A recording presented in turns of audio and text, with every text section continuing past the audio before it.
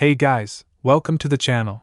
As you see in the thumbnail, what if Naruto awakened his Ghost Rider powers and had multiple harem? Before I start, please do support for more awesome content, and subscribe my channel and like this video. Go support and follow the xNamikazeKyuubix for writing that awesome fanfic, and also make sure to comment on this story.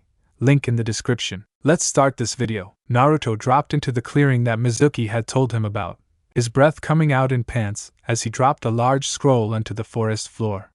He scanned the nearby forest with weary eyes before collapsing onto the ground beside the scroll.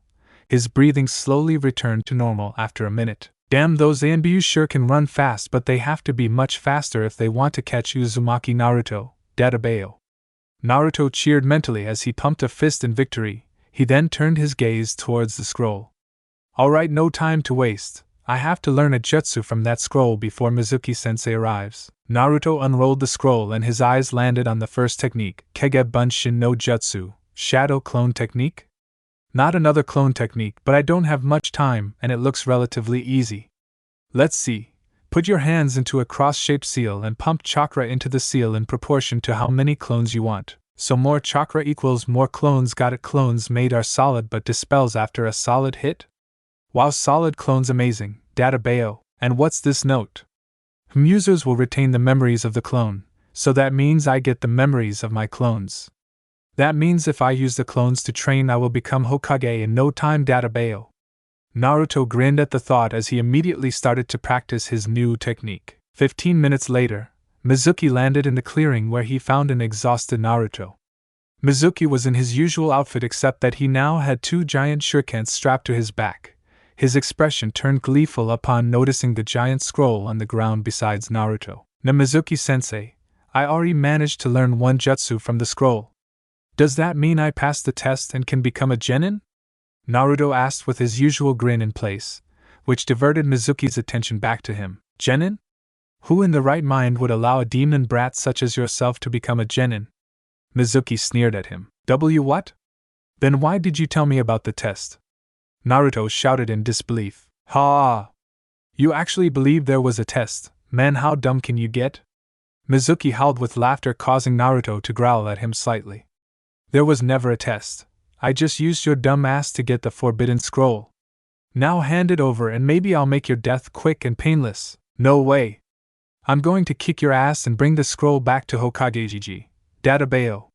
Naruto slammed a fist into an open palm. "What makes you think you can take me, a chunin?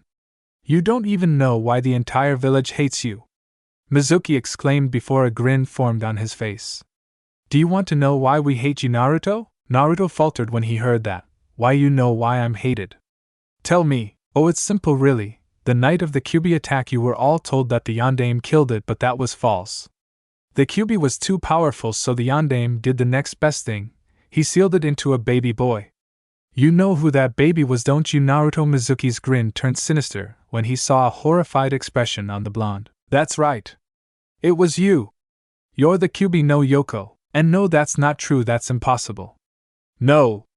Naruto clutched his head as he felt everything that he once knew shatter around him. He fell to his knees with a loud cry. Cookie for those who know where this line came from. "Now let me put you out of your misery, fox. I've been waiting a long time for this day."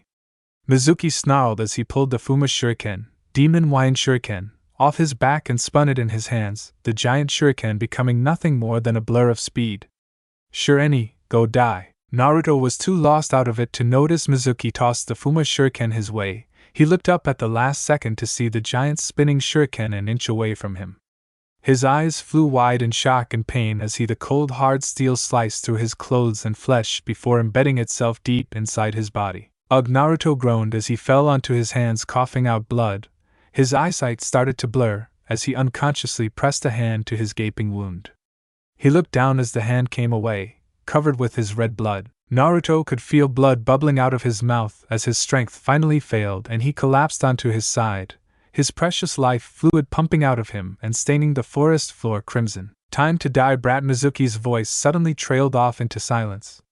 Using his remaining strength, Naruto tilted his head slightly and saw that the silver-haired Chunin stood frozen in place with a kunai held in his hand. He felt his eyes widened a millimeter when he noticed a black smoke start to drift into the clearing, seemingly pouring out of the forest, and ground itself. If he wasn't already dying, Naruto would have started screaming and panicking as the streams of black smoke covered the forest floor, with the majority of it gathering in front of him. He watched in shock as the black smoke spiraled up into a pillar before dispersing across the air, leaving behind a beautiful woman. The woman had waist-length, silky dark purple hair, violet eyes and really pale skin. She wore an ankle-length gothic-themed dress that had 2 straps connecting to a high-collared black cape. She also had on a pair of elbow-length gloves that were black and white in color. Despite his terrible condition, Naruto was still mesmerized by the beauty of the lady standing in front of him. He also noticed that she had a rather deathly aura around her. The air surrounding her seemed to shimmer with purple and black energy. Image on profile. Naruto was surprised when the woman crouched down and blushed when she took his face within her gloved hands. She then started to speak and her voice was both chilling and alluring. "Hello Naruto, it's nice to see you again." Naruto blinked in confusion when she said that. He was sure that he would have remembered if this goddess had visited him before.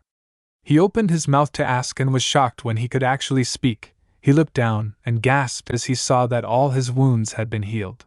How? The woman smiled at him, and he blushed again since she was still holding his face. "I healed your injuries. It was relatively simple for a being of my stature." "Huh? Oh right. You said you met me before, but I don't remember seeing you before. I'm sure I would have remembered someone as beautiful as you, Dadabayo." Naruto grinned at her, causing a light pink tinge to grace her features. "I met you when you were only a day old. I was the one who helped the Yondaime seal the Kyuubi no Yoko into you," she said softly and braced herself for the outburst that she knew would come. She wasn't disappointed. "What? You helped the Yondaime Hokage seal the Kyuubi into me? Who the hell are you, lady?"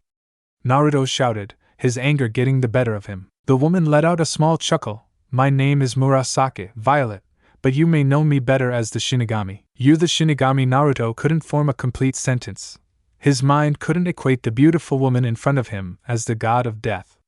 "Apparently it's the goddess of death." "Yes, Naruto, now hush and let me explain everything to you. The first thing that you need to know is that you aren't the Kyuubi." Murasaki held a finger to his lips as he was about to ask a question.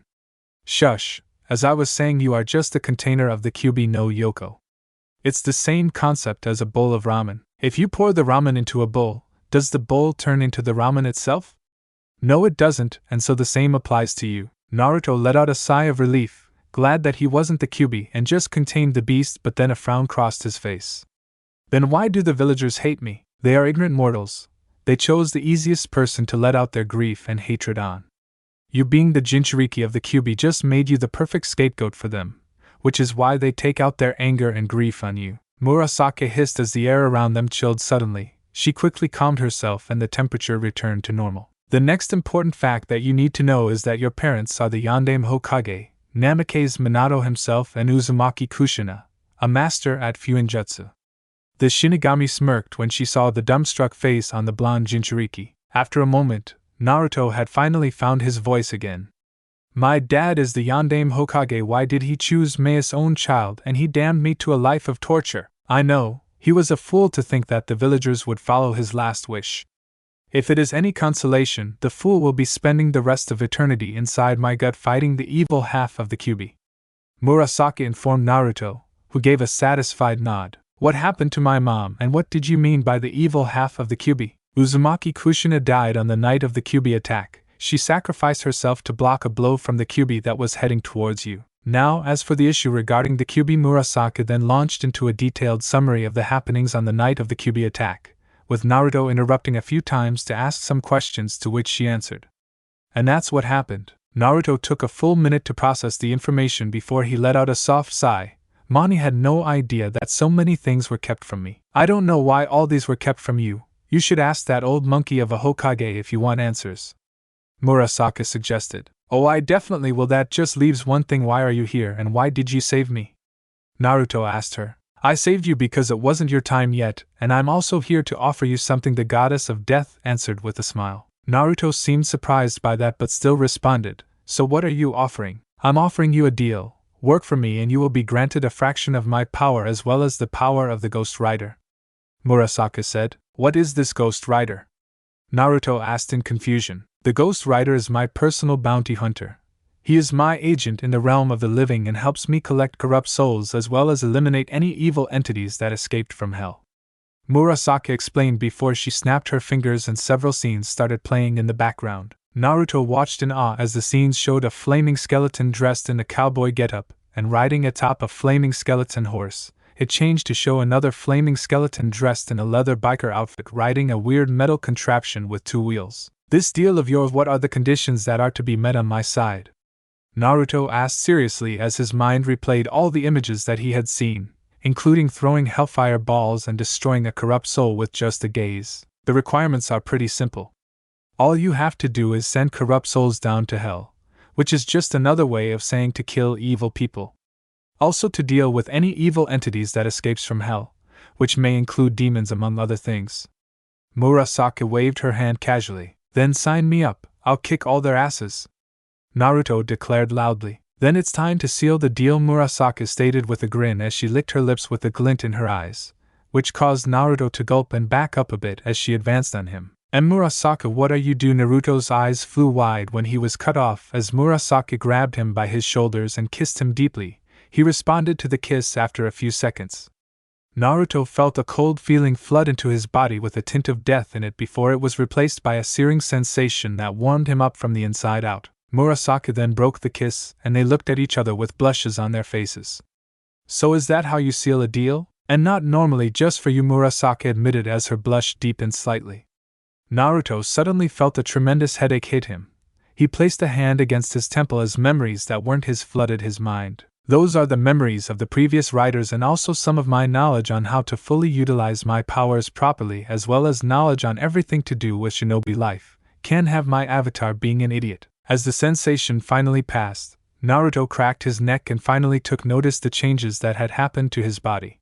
He was now significantly taller, shipute in height, and all traces of baby fat was replaced by lean muscles. His once clear blue cerulean eyes now pitch black in color. His torn and tattered orange jumpsuit had been replaced with a ragged-looking black hooded cloak that seemed to move like the shadows. His spiky blonde hair had grown out, and had a tinge of orange mixed into it, giving it a fire-like color. Murasaki licked her lips as she ran her eyes over his new body. I like it. Me too, so what happens now? Naruto asked with a cocked eyebrow. I'm going to head back to my realm and unfreeze the time here as well. So good luck and get some girls to keep you company when I'm not around. Murasaki giggled as she vanished into a black portal, leaving a flustered Naruto. He quickly gathered his wits as he saw time slowly resuming and Mizuki looking at him in shock. Mizuki didn't have a clue what had just happened.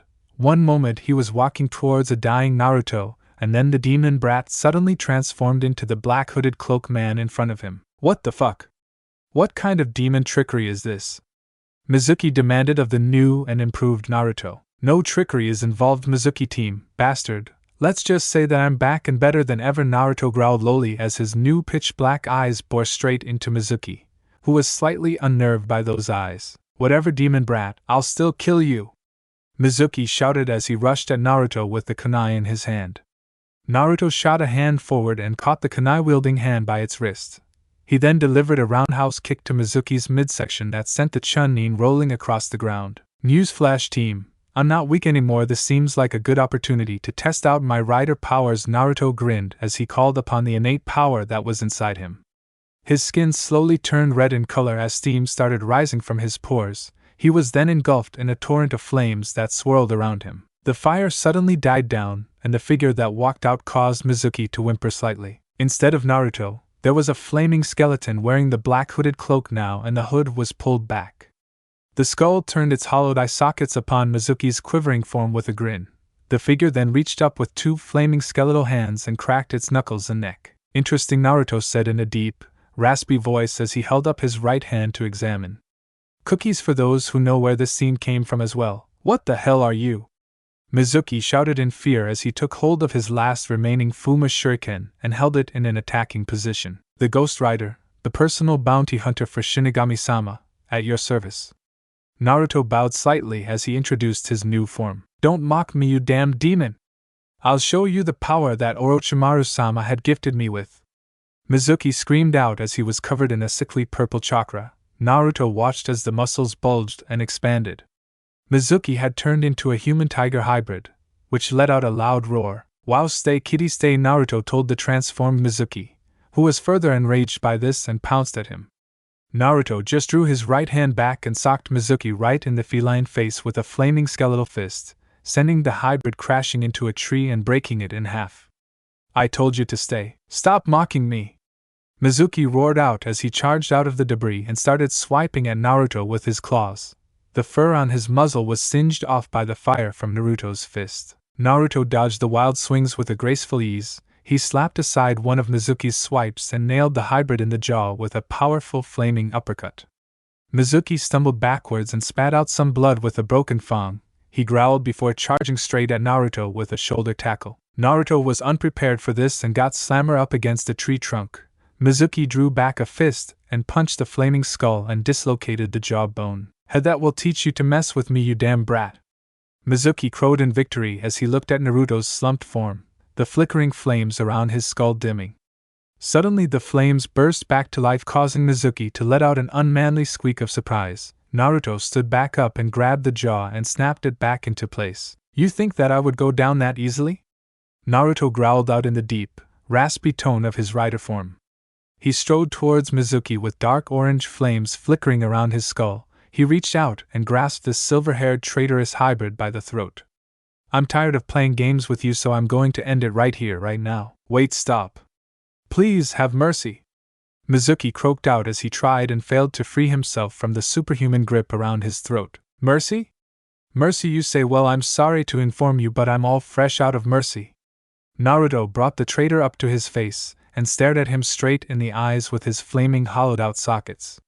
"Look into my eyes. Your soul is stained by the blood of the innocent. Feel their pain." Mizuki looked into the fiery depths of the hollowed-out eye sockets and saw memories from his past resurface. The first time he met with Orochimaru, the time he passed records to Kabuto, the time he killed a genin who had stumbled across his meeting with Kabuto, the time he raped a young girl before killing her, and all his sins all compiled together. He felt all their combined pain sear his soul, completely vaporizing it, and leaving him as nothing but a shell of a body. Naruto released the body and it dropped back onto the ground, the originally brown eyes now completely black and smoldering. He was about to undo his rider transformation when he felt something off about the body. It seemed to glow with a sinister purple aura. Naruto gasped in shock when a black smoky figure burst out of Mizuki's dead body and fell onto all fours. It had the appearance of a black demonic tiger. "A corrupt soul. That damned snake team is powering his cursed seals using corrupted souls. Wait till I get my hands on him, but first I have to take care of this nuisance." Naruto growled as he ducked under a leap from said corruptor tiger demon's soul. The tiger demon skidded to a stop and pounced back at Naruto with claws unsheathed. He rolled onto his back and kicked the tiger demon in the belly as it sailed over him. The tiger demon slammed into a tree trunk but got up immediately and opened its muzzle, firing a wave of foul purple yuki at Naruto. "Gakuton, Goku no Iki, Hellfire Release, Hellfire Breath." Naruto breathed out a conical wave of blazing white-hot flames from his skull, the flames easily burning through the yuki and scorching the tiger demon. Naruto watched impassively as the tiger demon writhed in pain on the ground, the hellfire burning away at its body before it finally disintegrated into dust. "One soul for Murasaki-chan already. Man, I'm good."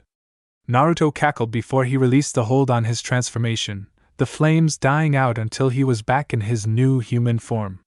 It was then that Iruka landed in the clearing and saw the new Naruto, the dead hybrid form of Mizuki, and a pile of blackened ashes. "What the hell happened here?"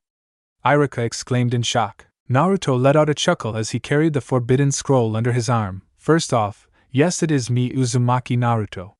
And Mizuki team tricked me into stealing the scroll by claiming that it was a make-up genin exam. I gained some new powers when he was about to kill me. He transformed into that tiger hybrid from a cursed seal given to him by his master Orochimaru, and I killed him." The end. Iruka just couldn't find the words to comment on the situation, so he stood there, eyes wide and mouth agape. "I'm going to see the Hokage about something. You can come along or you can just stand there looking like a fish," Naruto told him as he grabbed a hold of Mizuki's scruff and disappeared in a swirl of leaves. Shunshin no Jutsu, body flicker technique? When did Naruto learn how to do that? Iruka thought to himself before snapping out of his reverie. He shrugged uncaringly and left the clearing. Hokage's office. Sarutobi Hiruzen, the Sandaime Hokage, sat in his chair with his usual pipe in hand. His face held a concerned expression as a result of witnessing Naruto's fight with Mizuki through his special crystal viewing orb. One moment Naruto was lying almost dead on the ground, and the next he looked like he had hit a major growth spurt. Then he goes and transforms into a flaming skeleton that could walk, fight, and talk. What the hell happened out there, Naruto? Hiruzen sighed as he massaged his temples. I'm getting too old for this shit. Naruto appeared in the office and casually dumped Mizuki's dead tiger form to the side, before walking up to the desk and slamming the forbidden scroll onto the wooden surface. Hiruzen jumped slightly from the shock before glaring at the blonde. What the hell do you think you're doing? I'm returning the forbidden scroll that Mizuki team tricked me into stealing, Hokage-sama, but I'm pretty sure you knew that from your crystal viewing orb. Of course, Naruto replied, spitting out the title as if it was poisonous to his mouth. You will address me with respect. I am the Hokage of this village. Hiruzen shouted as he narrowed his eyes at him. I will show you respect when you show me a reason to respect you. Naruto growled and replied before a smirk wormed its way onto his face. Besides, you can't order me around. I am not one of your shinobi, so you have no jurisdiction over me. The Sandaime cursed mentally when he realized that the blonde was right, so he let out a soft sigh and calmed himself down. Mind telling me what happened to you, Naruto? Mind telling me why I wasn't informed that I had the Kyuubi no Yoko sealed inside my belly? Naruto countered instantly with his own question, causing the old leader to sigh again. We thought it would be for the best if you weren't informed of your burden. That way the Kyuubi would have a lesser chance of influencing you, Hiruzen explained as he laced his old, wrinkled fingers together in front of his face. That sounds like an absolute pile of bullshit, but I won't question any further into that matter, Naruto stated and picked up on the Sandaime's soft exhalation of relief. However, there is another matter that I must bring forth. What is it, Naruto-kun? Hiruzen asked with his grandfatherly mask back in place. Why the hell wasn't I informed of who my parents were? Naruto shouted the question out. His eyes caught a quick flash of panic on the old man's face before it was covered up by a mask of false confusion. I have no idea what you're talking about, Naruto-kun. I already told you that I don't know who your parents are. Cut the horse shit! Naruto roared out, his eyes glowing with a slight orange-yellow flame. Hiruzen couldn't help but gulp slightly upon looking into those intimidating eyes. I already know that my dad was the freaking Yondaime Hokage, Namikaze Minato, and my mom was Uzumaki Kushina. Now tell me why you kept this information from me. I'm sorry, Naruto, but if the Wagakure no Sato, Hidden Stone Village, were to find out about your heritage, that Tsuchikage himself may even come down here just to assassinate you. Hiruzen tried to reason with him. Then what about all the assassination attempts from within our own walls, huh? What difference would a few more make? Especially since those ANBU purposely let a few assassins slip by from time to time. Good thing I always managed to hide from them, or I wouldn't even be standing here right now. Naruto slammed a fist onto the table, splintering it slightly from his newfound strength. The Sandaime couldn't find a counterargument for that as he slumped back in his seat slightly, and took a long drag from his pipe, then blew out a cloud of smoke from between his wrinkled lips. Would you still perhaps consider serving as a ninja of Konoha? The old Kage asked. That depends. If you fulfill certain conditions on my part, then I will work for you, not as a shinobi but as a personal ANBU that doubles as a mercenary. Naruto informed the elderly shinobi leader. Hiruzen tapped his pipe against the table lightly to dislodge some ash from it. And what are these conditions that you speak of? 1. I get my inheritance that my parents left behind, and that includes their house. 2. You spill all remaining secrets that are related to me in any manner. 3. The same traveling rights that the Sandaime possess. 4th, I will not take any deranked missions and also have the right to refuse any mission that I am offered. 5th, a weekly pay that is double that of a normal ANBU. Finally, information on who else has a cursed seal on them within this village. Naruto listed off his demands in succession, hiding a grin at seeing the Hokage grinding his teeth at certain requirements. Those conditions are really demanding, but I can't afford to lose our Jinchuriki, especially since he has activated some new Kekkei Genkai ability, Hiruzen thought to himself as he blew out another cloud of smoke before looking directly at Naruto. I accept your terms, Naruto. Your inheritance are in these scrolls, and I'm afraid that the house was destroyed during the Kyuubi's rampage. The only remaining secrets are that Jiraiya and Tsunade are your godfather and godmother respectively. I just signed the form that grants you the right to leave the village at any time and stay away for any amount of time unless you are directly called back. The missions and pay conditions have been noted down, and the only other person with a cursed seal on their person is Special Jounin Mitarashi Anko. Excellent. Too bad about the house. So where may I find this Mitarashi Anko person? Naruto inquired. She is normally spotted at the local dango shop or training inside training ground number 44, the Forest of Death. Hiruzen replied before coughing slightly to gain Naruto's attention. Do you require a mask to hide your identity? No need for that. I already prepared my own mask. Naruto pulled out a skull mask from within his cloak and attached it to his face before yanking the hood over his head, giving him a really imposing look. While on duty from now on, I shall only be known as Zukatsu's skull. Very well, Zukatsu-san. Since there is nothing further to discuss, then I guess you are dismissed for the day. Naruto glared at the old Kage through his mask. Do not treat me like another one of your underlings, you old monkey. Do that again and you will not like the consequences. Having said his piece, Naruto disappeared in a swirling pillar of black smoke. Sarutobi Hiruzen frowned at the blatant threat at his person. He knew that Naruto would become a problem in future but chose to let him be for now. Just you wait, Naruto, I will have you under my thumb sooner or later. Naruto was perched on a branch just outside of his old classroom. He shook his head at how all the students in there were just happily chatting away with each other. The Shinobi Academy was a joke. It did absolutely nothing to help Academy students on their path towards becoming a ninja. What the hell are flower-pressing classes and hours upon hours of history going to do for them? Do they expect an enemy shinobi to pop them a surprise quiz about history? Kemi, these kids would just freeze up at the sight of their first kill and end up as easy pickings for any other enemies. Naruto thought with his newfound attitude and knowledge, his shadow-like cloak fluttering silently in the gentle breeze. Under the cloak, he spotted a similar garb of ANBU members. Instead of a gray chest plate, he wore a durable steel wire mesh shirt over his black muscle top along with a matching pair of black standard-issue shinobi pants. He had the hood of his cloak pulled up and his white skull mask over his face, leaving only his coal-black eyes to pick out from the eyeholes. Though it might just be the Konoha Academy, and I was once like those ignorant fools in the class, but thanks to Murasaki-chan, I now know better. Thanks to her, I am strong. Naruto clenched a fist in front of himself, watching as the air around it shimmered and steam slowly rises from the pores on his fist. Naruto snapped back to attention when his chakra-enhanced hearing caught the sound of footsteps coming down the corridor beside the classroom. Iruka walked into the classroom and deposited a stack of papers onto his mahogany desk. The sound produced was drowned out by the incessant noise emanating from the majority of the class. Iruka merely waited patiently with his arms crossed for them to notice him. 5 minutes later, will you guys shut the hell up and get your asses back to your seats? Iruka shouted with his infamous demonic head technique. Naruto watched with a small smirk on his face as the students scrambled back to their seats. All of them immediately kept their mouths closed as a veil of silence settled over the classroom. That's better now. I congratulate all those here on passing your genin examinations. Iruka switched into a more jovial tone as he addressed all the students in front of him. The silence was quickly replaced with yells of accomplishment and joy. He allows them to quiet down on their own this time before he continued with his speech. I want you all to know that I'm proud of each and every single one of you, and it has been mine to have been your sensei for the past 6 years. Naruto shook his head in disappointment of his ex-teacher's motivational speech. All he is doing is getting them motivated to run out there and get killed. Now, it's time for your team placements to be announced. Remember that the teams are formed by the Hokage, and if you have any problems with your placement, then I suggest you take it up with him.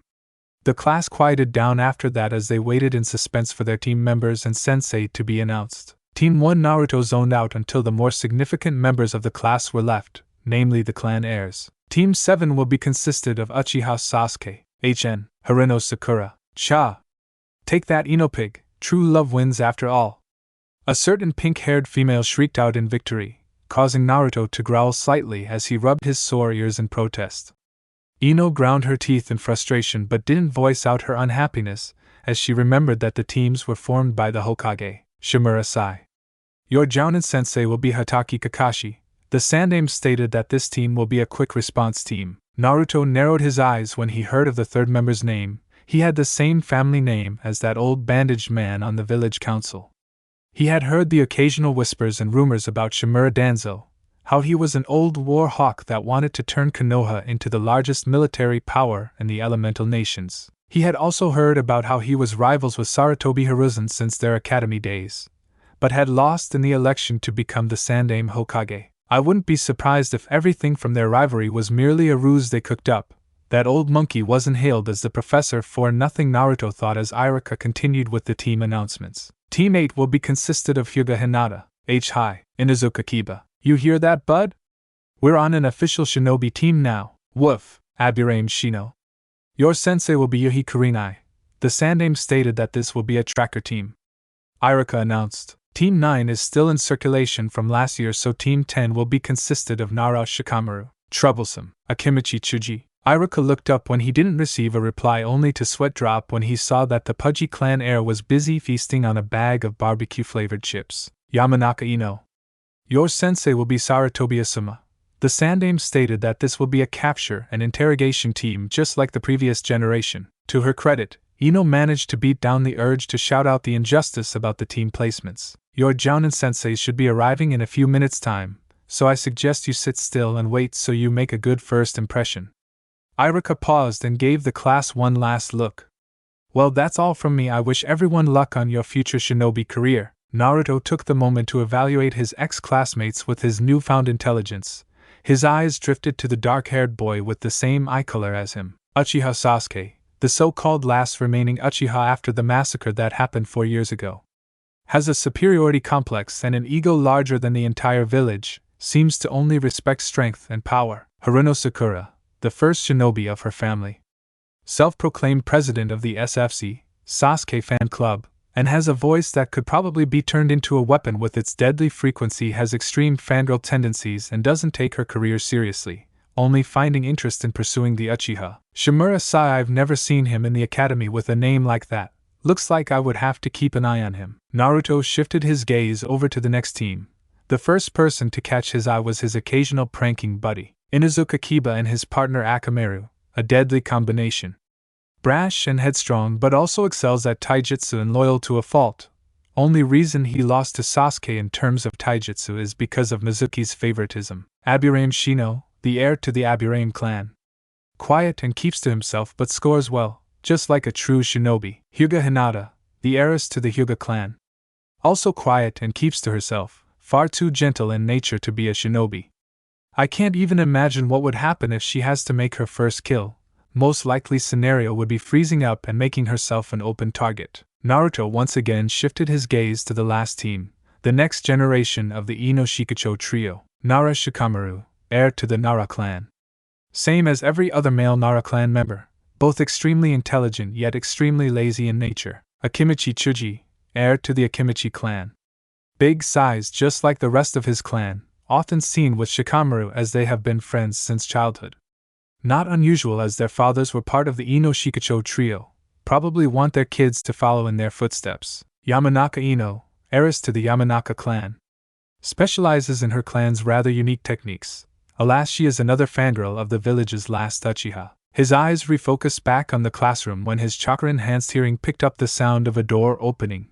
His eyes took in the forms of the two Konoha jounins that stepped into the room. The first person he noticed was a kunoichi with long and black, shoulder-length untamed hair, and very unique eyes that are red in color, with an additional ring in them. She wore makeup consisting of red lipstick and purple eyeshadow. Her peculiar outfit consisted of a red mesh armor blouse with only the right sleeve visible. Over this is very broad material which resembles bandages with a pattern on it similar to those of rose thorns. Her hands and upper thighs are also wrapped in bandages, and she wore the Konoha forehead protector and regular shinobi sandals. Yuhi Kurenai, Konoha's resident genjutsu specialist. Strange that she was promoted to full jounin based just on her genjutsu skills. Wouldn't special jounin have made more sense? Especially since her friends are special jounins as well, Inuzuka Hana and Mitarashi Anko. The person next to her had brown eyes, short, black spiky hair and beard. His clothing consisted of the standard Konoha ninja uniform with the sleeves rolled up halfway, flak jacket, regular shinobi sandals and forehead protector. He also wore the 12 Guardian Ninja sash that had the kanji for fire marked on it around his waist. A pair of black bangles and bandages wrapped around the arms of his sleeves. Saratobi Asuma, the son of the Sandame Hokage. Seems to give off the aura of an extremely laid-back person. I wouldn't be surprised if the woman that sired him was a Nara. Still, he isn't a jounin for nothing. He is extremely experienced with his trench knives and using his wind affinity. And as shown by his sash, he was once a member of the 12 Guardian Ninjas as well. Naruto was broken out of his silent assessment by the shrill cry of a messenger hawk. He stood up and held his right arm out as a perch for the hawk to land on. The hawk quickly took off again as he unfurled the small piece of paper that was attached to its talon.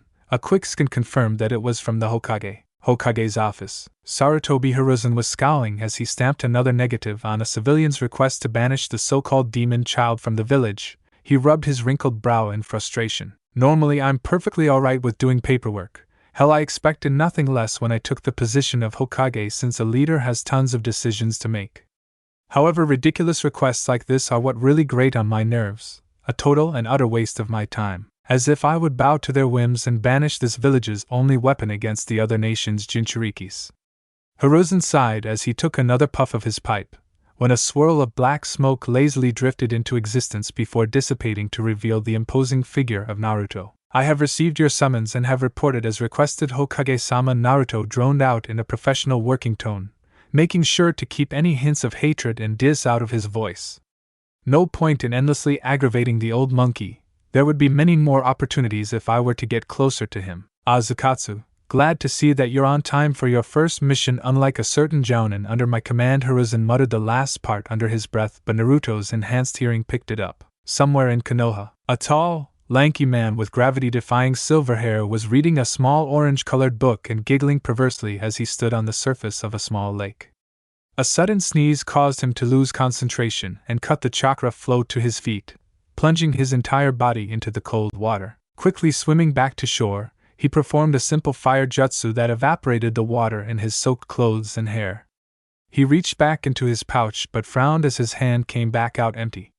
He swept his single-eyed gaze over the immediate area around him, only for it to widen in shock upon seeing a tattered orange book by the lakeside. The man dropped to his knees beside the destroyed book and slowly scooped it up with both his hands, before cradling it gently as a tear dripped from his exposed eye. He quickly performed the same fire jutsu in hopes of saving the soaked book. Needless to say, the book caught fire and burned to ashes in a span of 5 seconds. The man stared silently at the pile of ashes in his hands before his shoulders started shaking slightly. 3 seconds later, an anguished cry sounded throughout the village. Back in the Hokage office, both men blinked as they heard a chilling cry echo through the village, before shrugging it off as nothing important. The Sandaime Hokage puffed on his pipe once as he picked a scroll up from the table and tossed it to the black-cloaked mercenary. Naruto caught the scroll and unfurled it, his eyes scanning the mission scroll thoroughly. Rank B rank. Objective: merchants have been disappearing along the trading routes to Konoha. The Merchant Guild believes it to be the work of bandits. Perform a thorough search of the areas around the trade routes and eliminate the source of these disappearances. Unless the threat level is above your capabilities, then report back to base for reinforcements. Team, solo assignment. Consider it done, Hokage-sama, Naruto said before vanishing in another swirl of darkness. The Sandaime smirked as he laced his fingers in front of his face. Looks like my Jinchuriki is finally learning his place. About time. With Naruto, after dropping by his house to grab a scroll of supplies needed for a normal B-ranked mission, Naruto performed a quick Shenshin no Jutsu, body flicker technique, to arrive at the main gates of Konoha. At their usual spot, Kotetsu and Izumo were currently inspecting a merchant's caravan to make sure that nothing was out of place. Kotetsu-san, Izumo-san, you may return to your posts. I have some business to attend to with Merchant-san here. Naruto waved the 2 Chunin guards off as he strode up to the group. Azukatsu-san, we'll leave it to you then, Kotetsu replied as both Chunins gave him a respectful nod before going back to their daily activities, mainly sitting around and slacking. Naruto merely shook his head at the blatant lack of seriousness in the gate guards. Has Konoha really sunk so low that it's taking the current state of peace for granted? Pushing the thought out of his mind, Naruto decided to focus on his task at hand. The leader of the merchant caravan was a well-built, middle-aged man that seemed to shiver slightly as Naruto locked his coal-black eyes on him through the white porcelain skull mask on his face. Inbyu-san, what business do you have with mere merchants such as myself? The man asked with a hint of confusion in his voice. I'm sure that you have heard of the disappearances that have happened along the trading routes to and from Konoha, am I right? Naruto replied with a question of his own. The man nodded sadly. Hi, not only do I know of them, but my younger sister was one of those that disappeared. I'm sorry for your loss, Merchant-san. Just call me Akiru, then you may refer to me as Tsukatsu. So back to the matter at hand, Akiru-san. The Merchant Guild of Konoha has employed me to deal with this problem as they are worried that the village would lose business if this keeps up. Naruto explained the situation to the merchant, who perked up at this. So am I correct to assume that you would be following us as a form of protection? Hi, I guess that would seem to be the most likely scenario. However, if I find any leads along the way, I will have to leave you in the care of a couple of solid clones as I investigate it. Naruto replied, which earned a bright smile from Akiru. That's already more than what I have hoped for. Tsukatsu-san, could you do me a favor? I would pay you well if you managed to accomplish it, of course. Akiru's smile faded as he asked this. Naruto cocked an unseen eyebrow. That would depend on what sort of favor you would be asking of me. It's nothing much, just since you're investigating the disappearances, could you also find out what happened to my sister? Akiru whispered softly as he glanced at the black-cloaked Anbu in hope. Of course I will, Akiru-san. You don't need to pay me for that. Naruto chuckled slightly as the man sighed in relief. Now if there aren't any further questions, shall we depart? Oh right. You heard him, everyone. Let's get moving. Akiru shouted back at the other caravans before climbing back onto his seat and cracking the reins against the horses of his own caravan.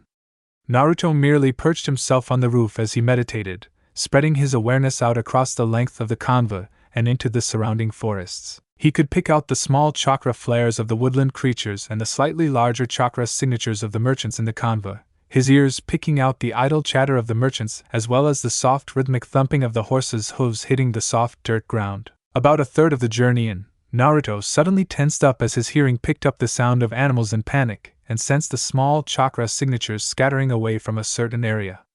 Said area seemed to be moving closer to the convoy, which meant that someone or something was approaching them. Heads up, Akiru-san. I think we've got trouble, Naruto growled as two kunai seemed to materialize in his hands. The convoy leader stiffened slightly before giving a nod of acknowledgement. Remember to give them a few kicks for me as well, Akiru whispered as several shadow clones stationed themselves around the convoy in strategic locations. Naruto smirked under his mask before leaping off the roof of the caravan and into the forest, putting himself on a direct route towards the unknown entity. The tall trees that inhabited the forests of Hai no Kuni, Land of Fire, stretched high into the sky, their dense canopy layers blocking all but the barest traces of sunlight from hitting the forest floor. The forest was almost completely silent except for the faint ruffle of leaves as Naruto proceeded through the shadowy forest carefully, his sense on full alert as he searched for the source of the disturbance. His sensor skills were only limited to basic detection, which meant he only knew the general area his prey was in but not the exact location. The absence of the local wildlife would suggest that they fled in fear, which most likely means that the subject is dangerous, Naruto thought as he observed his surroundings. A sudden rustle and a shrub nearby caused him to let loose with a volley of kunai. The sound of steel impacting against wood echoed through the silent forest. The black-cloaked shinobi drew out another kunai and stepped backwards cautiously. Kyuso! Shit! Naruto cursed mentally as he felt a vine snare around his ankle and yanked him feet first into the air. He quickly flicked the kunai towards the vine and sliced through it. Twisting sharply in midair, he barely avoided a barrage of wooden barb-like projectiles that shot past him and embedded themselves into a tree trunk, the wood where they struck sizzling slightly, signifying a deadly toxin within them. Sparks flew as another wave of projectiles were deflected by a new pair of kunai, which were quickly flung in the direction of the attack but failed to connect with their target. Our favorite blonde hero was forced to spring backwards and stuck to a tree trunk as the attack resumed with even more tenacity, causing him to run up, which soon proved to be a mistake as several thick vines ensnared our hero. The vines snapped his wrists together above his head. Another vine had bound his ankles together to prevent him from thrashing around. Cold black eyes scanned the area before glaring at a hand that had begun to emerge from the tree opposite him. Soon an entire figure had stepped out from the trunk. His opponent appeared to be a female of early 20s. She had dark green vines for hair and her skin was a light shade of green. Her dark emerald eyes locked with his. The corner of her supple lips of a similar color twitched upwards in a smirk. Her voluptuous form was wrapped in an earthy brown dress that cut off at her thighs. What were most outstanding were her hands and feet. From the elbow and knee onward, her limbs appeared to have been made of tree bark that tapered off into wicked-looking claws. Well, what do we have here? Her voice was deceptively serene, seductive and calming as she sauntered up to our tied-up hero, a clawed hand stroking the cheek of his porcelain mask before grasping it and pulling it off. His opponent didn't seem the least bit intimidated by his dark glare. She proceeded to trace the whisker marks on his cheek with a claw. Naruto had to repress a pleasant shiver as she did this. Such a fine specimen, she purred with a sly smile on her face as her claws trailed down his neck into his cloak, feeling up and caressing his toned body. Strong as well. What are you? Naruto growled out at the woman as he jerked against his restraints but failed to break free. The vines were simply too thick and seemed to be reinforced by demonic energy, and so demanding as well. Perhaps instead of consuming you, her hand slipped into his pants and carefully cupped his genitals, which stiffened despite the situation. I should mate with you, yes. You would definitely grant me strong children. Shinigami's office. Murasake had just completed another stack of paperwork when she suddenly felt the urge to kill someone, her aura flaring wildly around her as she bristled in anger for what seemed like no reason whatsoever. How peculiar, she mused as she reined her aura back in, not before it had rotted away the flowers on her desk along with a poor goblin that had chosen that moment to deliver another stack of paperwork. I suddenly feel like acquiring several cans of weed spray. Back to the scene. Naruto's eyes widened considerably when he heard that, and failed to suppress the small blush that appeared on his face, before schooling his expression back into its emotionless state. Are you the one that is responsible for all the mysterious disappearances in the area? Naruto asked. The female placed her free claws against her chin in a thinking posture as her other hand continued playing with his crotch. If you meant all those fat slobs called merchants, then yes. However, they were all greasy and fattening, not good at all for my figure and complexion, much less my poor baby, she sighed sadly before breaking up in a grin again. You, on the other hand, are going to be of much more use. Naruto heard all that he needed to already, which basically was that the woman in front of him was responsible for the mysterious disappearances. A shadow clone that had been hiding not too far away burst into the clearing and slashed the vines with one of the discarded kunai on the forest floor it had found. The original quickly flung a handful of shurikens at his target. The plant woman merely yawned as she used one hand to deflect the metal stars. Apparently those claws were pretty durable as well. Naruto quickly formed a cross-shaped hand seal. 9 more shadow clones materialized into the clearing with their own kunai drawn. She gave him an amused look as the clones began their assault, charging at her from different directions in an attempt to surround her. Is this all you've got? Come to mommy, my precious baby, she cooed as various plant-like creatures crawled out from the forest floor.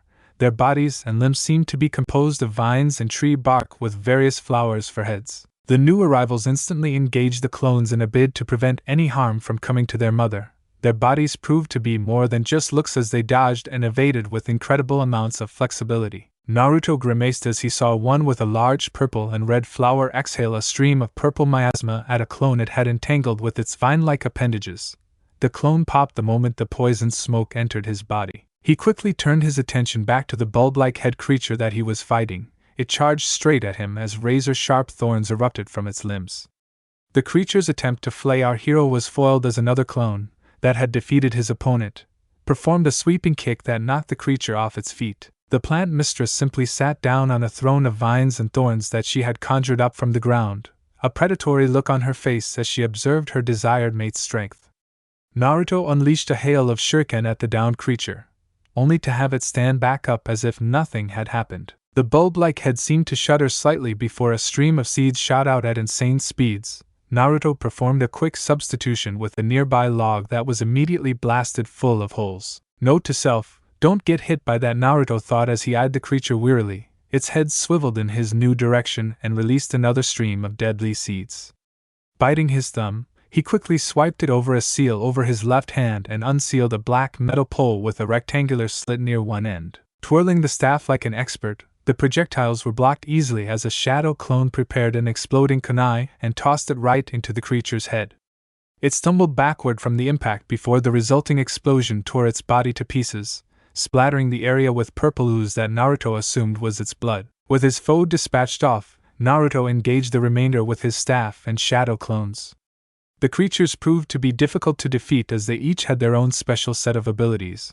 One was capable of firing off thorns from any part of its body, while another had black pod-like seeds that exploded upon impact. Eventually the creatures were defeated and killed. A slow clapping sound echoed through the ooze-soaked clearing. Naruto turned to glare at the woman. She returned his glare with a seductive smirk and wink. It appears I was right in my evaluation of your skills. You would make a fine mate indeed. As a reward I will tell you my name. I am known as Demoness of Nature. A grin broke out on her face when she noticed her opponent's eyes flew wide open in shock. I see you've heard of little old me. Shikama Sei, also known as the Shirzan Nature's Wrath, responsible for the Seizai no Jaikusatsu, genocide of Seizai, where the entire lumber town was retaken by nature and every single one of its 100,000-strong population brutally murdered, their blood feeding the growth of the plants and creatures. The place now known as Training Ground Number 44, the Forest of Death. Naruto growled out lowly as he gripped his staff tighter. Kyuso, I didn't expect to run into one of the Jigaku no Juni Yoriakuma, 12 greater demons of hell, so soon. Those bastards deserved it. They're responsible for destroying my old home and ravaging the forests around it. Sei's eyes flashed dangerously as she hissed out in anger. Naruto gulped reflexively. A pissed-off female with overwhelming control over nature was definitely scary. Now that you know who I am, just give it up and accept your fate. I promise that it will be pleasurable, very pleasurable. Stealing his resolve and pushing down his rampaging hormones at the half-lidded gaze directed at him, Naruto settled into a simple attack stance with his staff. Sei sighed dramatically. Well, if you insist on doing it the hard way. She snapped her fingers as the tree bark of her hands and feet crawled its way up her skin, conforming to her figure, as it formed what appeared to be some type of battle armor. The bark crawled up her face and covered everything but the area around her eyes. Her vine-like hair tied itself into a ponytail that fell to her mid-back. She pressed her palm against a nearby tree trunk, causing the wood to twist and conform itself into an improvised spear. Naruto wasted no time as he disappeared in a burst of speed and slammed his staff down at her shoulder, only to have it blocked at the last second by her wooden spear. Sei thrust the spear tip forward, forcing him to dodge to the right, which was part of her plan as she caught his right hand in a vice-like grip and yanked him forward. Naruto lost his footing before an armored knee drove its way into his stomach and knocked the breath out of him. Come on, you can do better than that. Sei jeered as she released her grip of his wrist to form a fist and landed a devastating uppercut to his chin that sent him sailing into the air. She then performed a perfect roundhouse kick to his sternum as he fell back down, thus sending him crashing into a tree located further behind him. He fell to his knees as he grasped his chest and coughed out some blood. Naruto wheezed out as he stumbled back up to his feet, using his hand to wipe away the trail of blood that leaked out the corner of his mouth.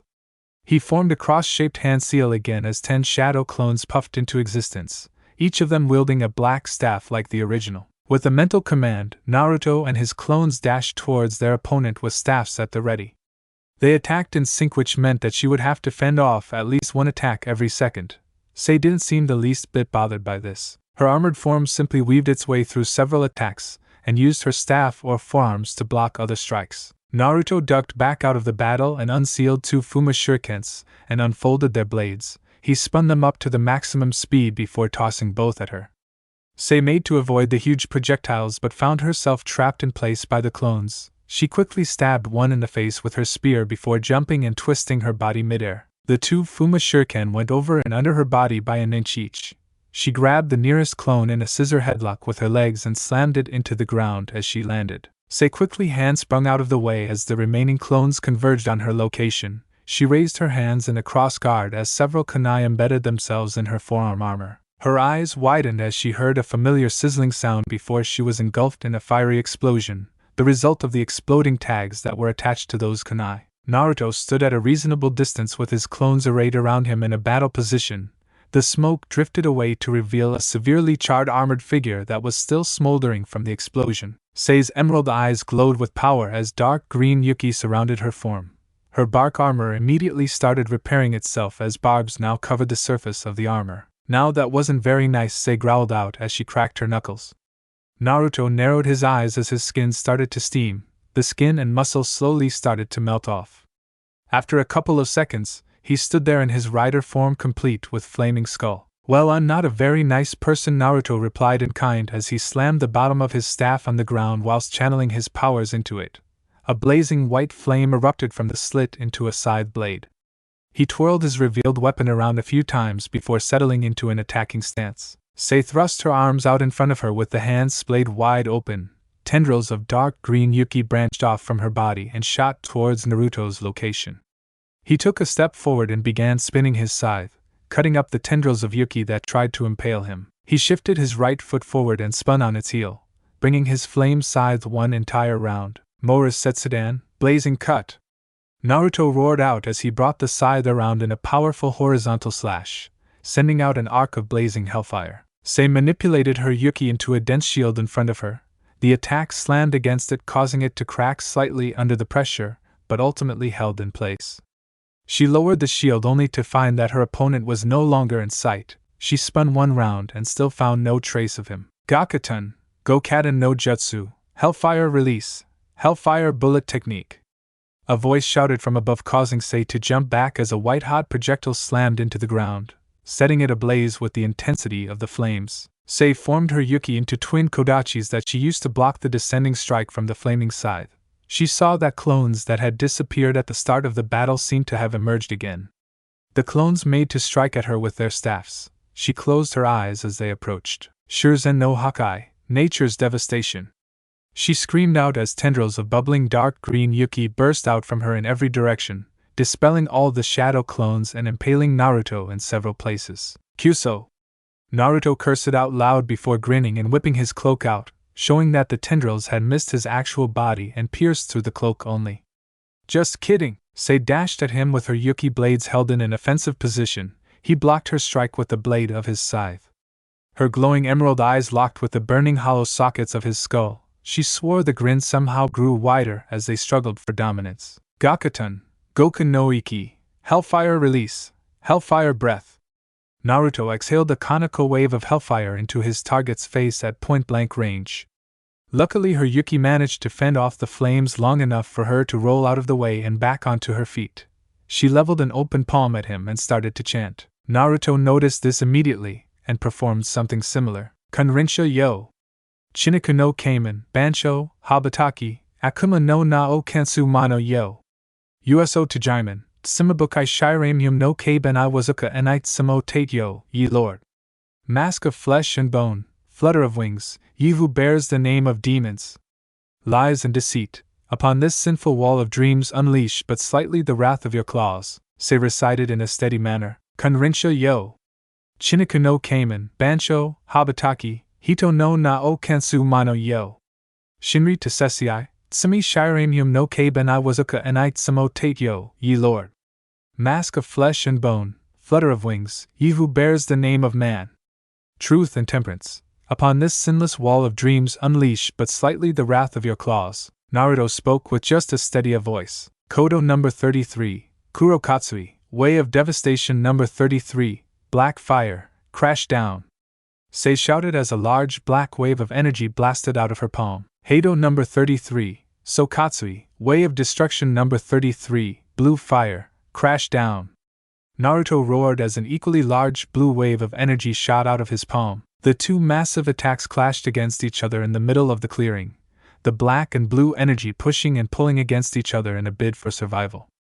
The two volatile energies fused together, and the resulting explosion took out a huge chunk of the forest they were in, the force blowing them both away. A skeletal hand burst out from a pile of destroyed tree trunks and found purchase on a sturdy branch. Naruto pulled himself out and collapsed onto his back. The flames around his skull were currently quite dim. He spotted his opponent crawling out of the debris to his right with her Yuki cloak gone. Sei coughed out some blood as she ripped a branch out from her left bicep, the wound instantly sealing itself shut thanks to her demonic regeneration rate. She collapsed with both palms pressed against a rather intact tree trunk near Naruto. She whispered something softly as her hands glowed an emerald green. Naruto watched in fascination as the tree seemed to die right in front of his eyes, the leaves turning brown and shriveling up as the bark peeled off. He guessed that his opponent had the ability to absorb the life force of nature to heal herself, which was evident by the way she seemed less fatigued by the second. Without the trees to provide cover, the sunlight shined down directly on his form. While it didn't revert him back to his human form like the riders before him, it still weakened his powers by a significant amount. Damn, that's got to be cheating somehow, Naruto rasped out as he pulled himself back on his feet, propping himself up with his scythe that he had found lying beside him. His black cloak was ragged and torn from the battle, exposing his also battle-damaged A and BU-styled clothes underneath. He took a deep breath before exhaling slowly, letting the transformation recede back into his body until he was his human self once again. Finally giving up, eh? Sei smirked as she popped her neck. She seemed to have recovered at least a third of her strength. No way, we're just getting started. Naruto roared out as his body was bathed in Kyuubi's crimson Yuki cloak.